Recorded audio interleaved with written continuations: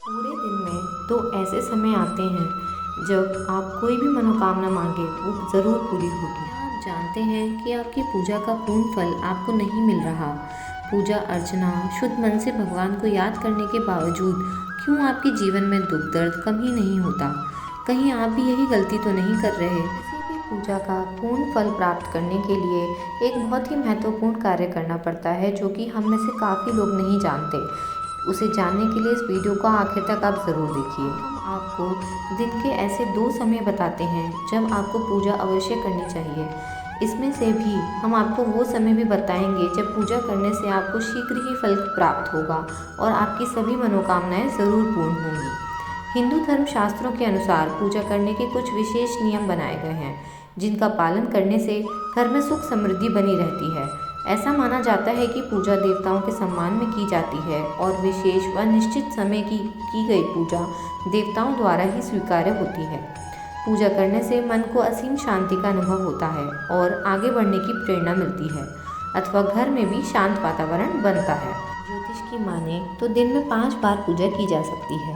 पहली पूजा ब्रह्म मुहूर्त में प्रातः 3:40 से 4:30 बजे तक, दूसरी प्रातः 9 बजे तक, तीसरी मध्याह्न पूजा दोपहर 12 बजे तक, चौथी संध्या पूजा शाम 4:30 से 6 बजे के बीच, शयन पूजा रात के 9 बजे के बाद। अगर आप दिन में 5 बार पूजा करने में सक्षम नहीं हैं तो हम आपको वो 2 समय बताएंगे जब पूजा अवश्य करनी चाहिए और कारण भी बताएंगे कि क्यों करनी चाहिए।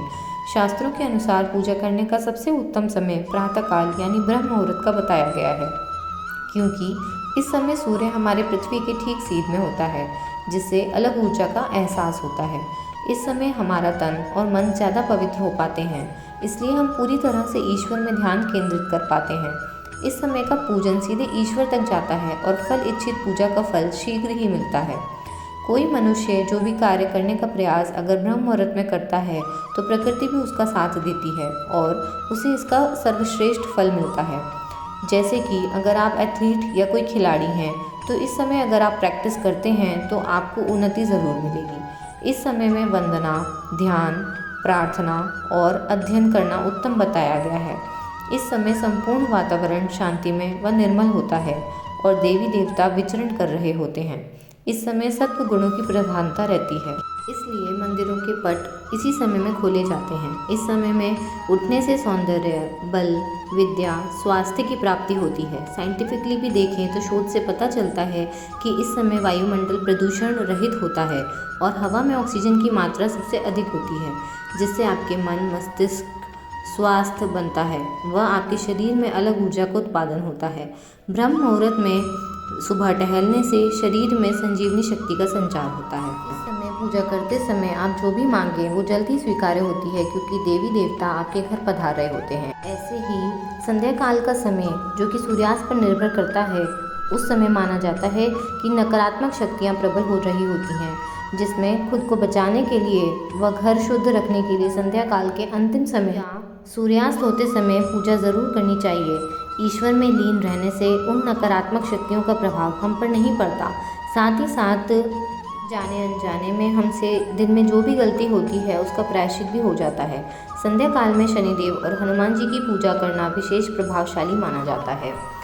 जो 5 पूजा के समय शास्त्रों में निश्चित किए गए हैं वो संधि काल के हैं। इनमें से 2 संधि काल यानी ब्रह्म मुहूर्त और संध्या काल की संधि प्रमुख है, अर्थात सूर्य उदय व सूर्यास्त की। इसलिए इन 2 समय शौच आचरण से ईश्वर को याद करना अत्यंत ज़रूरी व शुभ माना गया है। संधि काल के दौरान हम प्रकृति से और प्रकृति हमसे हमारी इच्छाएं, मनोकामनाएं आदि ग्रहण कर रही होती है। प्रकृति जैसा सुनती है वैसा आपके लिए करती है, इसलिए इस समय ईश्वर के समक्ष आप जो भी मन्नत रखते हैं वह अवश्य पूर्ण होती है। हालांकि इस दौरान हमें सावधानी रखनी चाहिए कि हम कुछ बुरा न तो सोचें न ही कहें, क्योंकि हमारे कटु वचन बुरी घटनाओं का रूप ले लेते हैं। संधि काल में अनिष्ट शक्तियाँ भी प्रबल होती हैं, इसलिए इस समय सोना, खाना पीना, गालियाँ देना, झगड़े करना, अभद्र व्यवहार, क्रोध करना, यात्रा के लिए निकलना, शपथ लेना, धन लेना देना, सोना, चौखट पर खड़ा होना और शोर शराबा नहीं करना चाहिए। इसके साथ साथ माना जाता है कि संध्या काल में झाड़ू से साफ सफाई नहीं करनी चाहिए, क्योंकि इससे लक्ष्मी जी रुष्ट हो जाती हैं।